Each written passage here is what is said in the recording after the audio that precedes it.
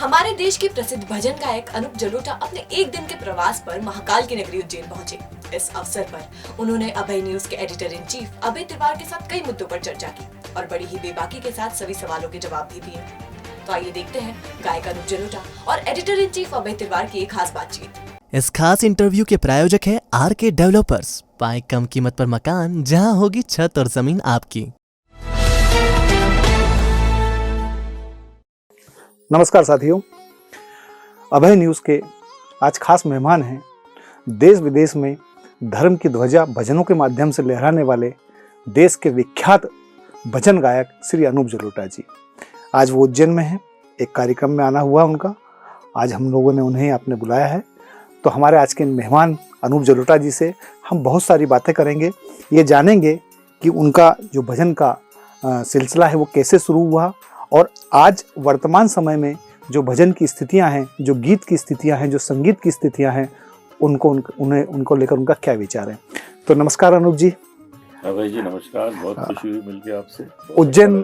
उज्जैन में आकर आपको कैसा लगा, सबसे पहले बताएं। उज्जैन तो हम कई बार आए हैं और जब आते हैं अपनी बैटरी चार्ज करने आते हैं। ओह, ये हमारा चार्जर है। अच्छा। क्योंकि यहाँ पर जो वाइब्रेशंस हैं वो आध्यात्मिक हैं, बहुत ही स्ट्रॉन्ग आध्यात्मिक। महाकाल की नगरी है, जो आता है शक्ति प्राप्त करके जाता है, जो आता है मृत्युंजय होके जाता है। क्या बात है। तो इस स्थान पर जो आएगा आनंद लेगा और जो भी कार्य वो करता है उसमें उसको शक्ति मिलेगी और वो सिद्ध होगा। जी अनूप जी, जिस दौर में आपने भजनों का अपना यात्रा शुरू की, वो दौर गज़लों का और गीतों का था। तो भजन की जो आपकी प्रारंभ हुआ वो कैसे हुआ, कुछ हमें बताएं उसके बारे में। मेरे जीवन में जो कुछ होता है सब ईश्वर के द्वारा घटित होता है जी। वो उसे अंजाम दे देते हैं, कर देते हैं। मैं कुछ और सोचता हूँ, लेकिन वो जो चाहते हैं वो हो जाता है। जैसे हम लखनऊ के रहने वाले जी। मेरा जन्म नैनीताल में हुआ। अच्छा। लोग पूछते हैं ऐसा क्यों हुआ तो मैं लोगों को बताया करता हूँ कि मेरे माता पिता गर्मियों की छुट्टियों में नैनीताल घूमने जाया करते थे। 2 गए थे, 3 आ गए तो एक तो ये दिक्कत हो गया। उसके बाद हम फिल्मों में भी गा रहे थे, हम गज़लें भी गा रहे थे और गज़लें बड़ी पॉपुलर हो रही थी। एक हमने कार्यक्रम किया हरे कृष्णा मंदिर जुहू में, मुंबई में, 1979-80 की बात। तो वो कार्यक्रम करके हम घर आ गए। तो मुझे फिर 1 महीने बाद फोन आया हरे कृष्णा मंदिर से कि आपने उस दिन जो गाया था वो हमने रिकॉर्ड किया है, हम सोचते हैं उसको पॉलीडोर म्यूजिक कंपनी को दे दें। तो मैंने कहा नहीं यार, हमको सुनने तो दो एक बार, क्या आपने रिकॉर्ड किया। तो उन्होंने सुनाया, तो उसमें मंजीरा नहीं था क्योंकि उसमें तबले पे रूप कुमार राठौड़ थे, गिटार पे गुरदीप सिंह और मैं हारमोनियम पे, 3 लोग। तो मैंने सुन के मुझे लगा अच्छा तो लग रहा है, लेकिन इसमें मंजीरा चाहिए। तो मंजीरा डब करने के लिए इंद्रू आत्मा जी को बुलाया। चंद्रू आत्मा जी के छोटे भाई वो आए, उन्होंने मंजीरा डब किया। फिर मुझे सुन के थोड़ा ठीक लगा। मैंने कहा ठीक है, इसको आप रिलीज कर दीजिए। तो पॉलीडोर म्यूजिक कंपनी ने सुन के कहा मंजीरा इसमें आ गया है, तो अब हमारा मन हो रहा है इसको डबल एल्बम रिलीज करें। अच्छा। अरे मैंने कहा सिंगल बिकते नहीं है, हम डबल के चक्कर में। मैंने कहा नहीं, हमको विश्वास है कि बहुत बिकेगा। और उन्होंने वो एल्बम रिलीज कर दिया। उसका नाम था भजन संध्या। ऐसी लागी लगन से लेके मैया मोरी मैं नहीं माफी खाई, सब कुछ उसमें था। और 1 महीने के अंदर लोग मुझे भजन सम्राट कहने लगे। क्या बात है। 1980 में। तो मैंने तो वो सोचा नहीं था, हमने तो रिकॉर्डिंग की ही नहीं थी ये सोच के कि इसको रिलीज करना है। तो ये भी एक घटना है जीवन में, घटित हुआ कि ईश्वर की इच्छा थी कि मैं और किसी क्षेत्र में न जाऊं, मैं भजन गाऊं। क्योंकि मुझे तो सब म्यूजिक डायरेक्टर बुला रहे थे, सारे म्यूजिक डायरेक्टर्स के लिए हम फिल्मों में गा रहे थे। लक्ष्मीकांत प्यारेलाल जी के लिए गाया, आर.डी. बर्मन, कल्याण जी, आनंद जी, भक्ति लहरी, जितने म्यूजिक डायरेक्टर्स सबके लिए गाते। लेकिन हमको ईश्वर ने चुना हुआ था कि इसको तो भजन गाना है, इधर उधर कहाँ जा रहा है। तो 1 महीने में हमको इतनी सारी उपाधियां दिला दी कि जी भजन सम्राट, भजन सम्राट। और फिर देश विदेश में हर घर में वो भजन गूंजने लगे। और मैं आज तक वही 20-25 भजन गा रहा हूँ।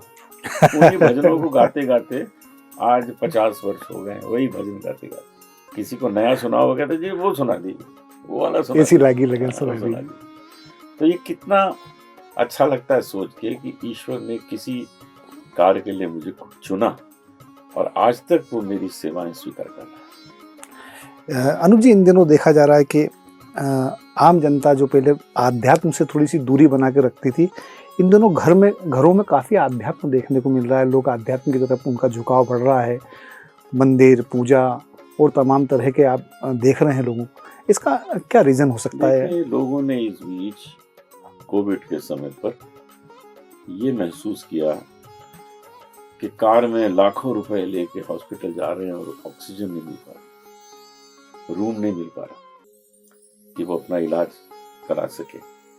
मृत्यु हो रही है, करोड़ों रुपया घर में पड़ा है, उसका इस्तेमाल नहीं हो पा रहा। असहाय, मतलब मुख्यमंत्री, प्रधानमंत्री, ये सब लोग उस व्यक्ति को हेल्प नहीं कर पा रहे हैं, न उसको ऑक्सीजन पहुंच पा रहा है, न उसे कुछ पहुंच पा रहा है। ये क्यों? ये इसलिए कि मनुष्य को ये बात बताई गई वो परम शक्ति के द्वारा कि मैं ही सर्वशक्तिमान हूं। जब बहुत ज्यादा पाप बढ़ जाता है तो ईश्वर जो है वो आता है संसार में लोगों को सही दिशा देने के लिए। लोगों को सही दिशा मिल गई है, लोगों को समझ में आ गया है रुपया पैसा ये सब काम नहीं आने वाला है, अपने को स्वस्थ रखो। आज वही बचा है कोविड से जिसने अपने को स्वस्थ रखा है। जिसके अंदर थोड़ी भी बीमारी है उसको कोरोना ने पकड़ा है। तो मैं पिछले 55 साल से योगासन करता हूँ, प्राणायाम करता हूँ, कुंजल करता हूँ, जाने कितनी चीजें। तो उससे क्या होता है कि शरीर को एक शक्ति मिलती है और इम्यूनिटी अच्छी होती है और आप इस तरह की वायरस से लड़ सकते हैं।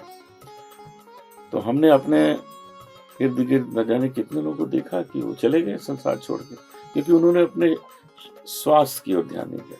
ये जो जिम में जाके स्वास्थ्य बनाते ना लोग, वो रॉन्ग है। जिम में जाके डोले शोले बन जाते हैं लेकिन हेल्दी नहीं होता इंसान। हेल्थ अच्छी करने के लिए आपको योगासन करने होगा, मेडिटेशन करना होगा, क्योंकि बॉडी, माइंड और सोल, इन तीनों को सही करना होगा, तीनों को स्वस्थ करना होगा। और तीनों को स्वस्थ आप तभी कर सकेंगे जब आप मेडिटेशन भी करें, योगासन भी करें और ध्यान भी करें। ये तीनों चीजें करके हम अपने को आज तक वैसा ही बनाए हुए हैं जैसे आज 50 साल पहले हम गाते थे, आज भी हम वैसे ही गा रहे हैं। और ये सब इसीलिए है कि ईश्वर ने वो सद्बुद्धि प्रदान की।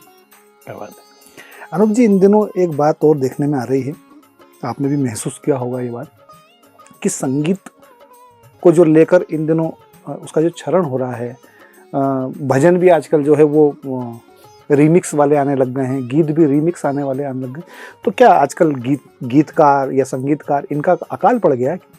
अकाल जैसा ही है, क्योंकि इस तरह की रचना, इस तरह का म्यूजिक बनाना जो बरसों तक चले, वो अब लोग नहीं कर पा रहे हैं। लोग गीत बनाते हैं सोच के कि ठीक है इसके 2-4 लाख कैसेट बिक जाएं। अब तो कैसेट रहे नहीं, तो 2-4 लाख उसके व्यूज आ जाएं, लोग उसको सुन लें और फिल्मी गानों की धुन पे भजन बना देते। एक भजन मैं सुन रहा था कुछ समय पहले कि मंदिर के पीछे क्या है, मंदिर के पीछे। तो मैंने कहा इसमें तो माधुरी दीक्षित की याद आ रही है, भगवान की तो याद नहीं आ रही, इसको सुन। तो ऐसी चीजें क्यों तैयार करना, क्यों गाना है जिसका असर भी क्षणिक होगा और वो कभी भी देर तक नहीं रह सकता। अब आज भी 45 साल से ऐसी लागी लगन लोग क्यों सुन रहे हैं? शायद इसीलिए सुन रहे हैं कि उसमें उनको मौलिकता नजर आ रही होगी। पायो जी मैंने राम रतन तन पायो, ठुमक चलत रामचंद्र, मैया मोरी मैनी माखन खायो, रंग दे चुनरिया, जग में सुंदर है दो नाम। ये घर घर के भजन है, क्योंकि उसमें किसी की नकल नहीं है। जिस दिन नकल आ जाएगी फिर उसकी भी आयु उतनी हो जाएगी जितनी उसके असल की। फिर भी चलिए बात करते हैं। एक अभी हाल ही में आप एक रियलिटी शोज में आए थे, बिग बॉस में, है ना। तो ये बिग बॉस में जाने का फैसला, मतलब हमको अनूप जलोटा जैसे भजन गायक बिग बॉस जैसे, नहीं, बिग बॉस जो है वहाँ जाना कोई पाप थोड़ी है, वो तो एक इंटरेस्टिंग रियलिटी शो है। तो जसलीन हमसे गाना सीखती है, वो आई कि गुरुजी आप चलिए मेरे साथ, तो मैंने कहा चलो चलते हैं। तो गुरु शिष्य के एक टीम बना के हम गए थे। तो हमने वहाँ सलमान को बताया हमारी स्टूडेंट भी आई है, तो वो जब आई तो उसने कह दिया कि मेरा तो इनसे अफेयर है। मैंने कहा ये इन लोगों का कोई गेम हो गया बिग बॉस का, इनका कुछ हुआ है, कोई बात नहीं चलो। मैंने कहा चलो चलते हैं, थोड़े दिन ऐसे रह के आते हैं। तो हम 1.5 महीना अंदर रहे, और अंदर लोगों ने देखा कि मेरा तो उसका कुछ था ही नहीं, हमने कभी उसका हाथ भी नहीं पकड़ा हुआ। 1.5 महीने बाद हम वापस आए, आते ही हमने पहला स्टेटमेंट दिया कि जसलीन के फादर को भी बुलाया। हमने कहा मैं और जसलीन के फादर, हम दोनों जसलीन का कन्यादान एक साथ करेंगे।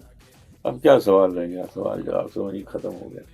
तो हम तो कभी बिग बॉस देखे ही नहीं है आज तक। अच्छा, न पहले देखे थे, न बाद में कोई शो देखा है, न अपना कोई एपिसोड देखा है। अच्छा, अनुभव कैसा रहा बिग बॉस का? मुझे फिर बुलाएंगे, मैं फिर चला जाऊंगा, मुझे बहुत मजा आया। क्योंकि 1.5 महीना दुनिया से कट, बिल्कुल कोई फोन नहीं, कोई टेलीविजन, समय भी नहीं पता होता, घड़ी भी नहीं होती, समय भी नहीं पता। अपने आप सब काम करने हैं, अपने आप खाना बनाना है, खाना है, कपड़े धोने हैं, बर्तन धोने हैं, सब कुछ अपने आप। तो मुझे वहाँ बहुत समय मिला अपना स्वास्थ्य अच्छा करने में, क्योंकि मैं खूब योगाभ्यास करता था, मेडिटेशन करता था, अपना रियाज करता था। तो मेरा म्यूजिक भी इम्प्रूव हुआ और मेरी हेल्थ भी इम्प्रूव हुई। और 1.5 महीने मुझे पेड हॉलीडे मिला, उन्होंने पैसा भी खुद दिया, और 1.5 महीने मुझे आराम मिल गया। यही 1.5 महीना अगर मैं स्विट्जरलैंड में जाके हॉलीडे के लिए जाता तो 5-7 लाख रुपए खर्च हो जाते। तो मेरे लिए तो बहुत ही अच्छा हुआ, पैसे मिले भी और हॉलीडे भी हुआ। अभी नए कई लड़के नया गा रहे हैं, अच्छे गा रहे हैं। आप लगातार देखते होंगे, चूंकि संगीत की दुनिया में हैं आप।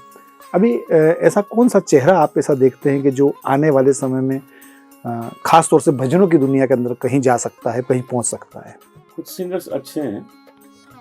प्रभंजय चतुर्वेदी रायपुर में है, भिलाई में, वो अच्छा गाते हैं, हमारे शिष्य हैं। सत्यम आनंद हैं, वो अच्छा गाते हैं, वो भी मुंबई में है।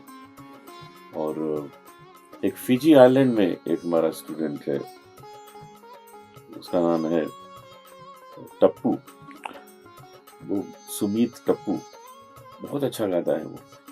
तो इस तरह कई सिंगर्स में देख रहा हूँ, मेल फीमेल, कई लोग मुझसे सीखते हैं।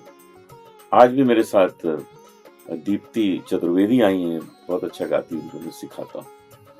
तो कुछ फीमेल भी हैं, कुछ मेल भी हैं, वो गा रहे हैं, और मुझे पूरा विश्वास है कि ये लोग आगे चल के बहुत नाम करेंगे। अच्छा, यहाँ हम ये देखते हैं, बीच में मेरी आपसे बात हुई थी, उस दिन आप इंग्लैंड में थे, उस दिन लंदन में।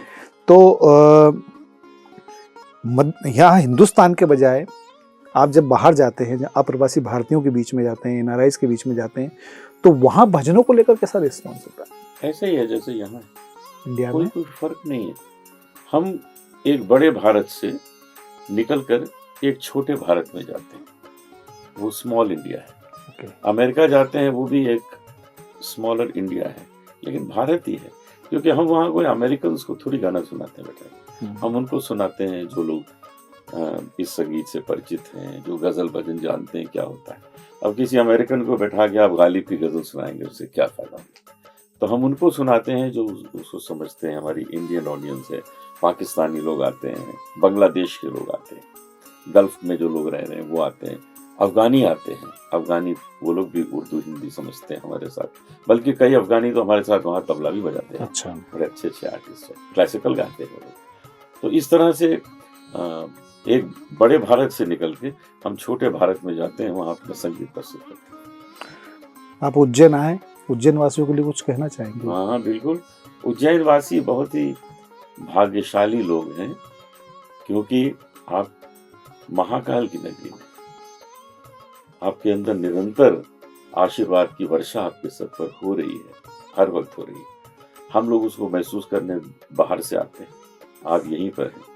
और अब तो महाकाल की नगरी को सरकार बहुत विशाल स्वरूप देने जा रही है। बहुत ही कमाल का शहर ये बनने जा रहा है। पहले से ही अच्छा है, लेकिन अब जो बनेगा लोग देखते रह जाएंगे, क्योंकि जिस तरह अयोध्या में काम हो रहा है, ये सारे संसार से सबकी नजर हम अयोध्या कब जाएं हो वहां रहें, कब ये मंदिर तैयार हो। इसी तरह लोगों की नजर महाकाल के उज्जैन में भी है कि यहाँ पर अच्छे अच्छे और होटल बने, सारे संसार से लोग आएं, यहाँ रहें और महाकाल का आशीर्वाद प्राप्त करें। बहुत बहुत धन्यवाद, आपने वक्त दिया। तो ये थे हमारे आज के मेहमान, देश विदेश में भजनों की संध्याओं को बहुत ऊंचाइयों तक ले जाने वाले श्री अनूप जलोटा जी। हमारे साथ उन्होंने वक्त दिया। एक बार मैं पुनः आपका धन्यवाद। धन्यवाद, आपका भी धन्यवाद।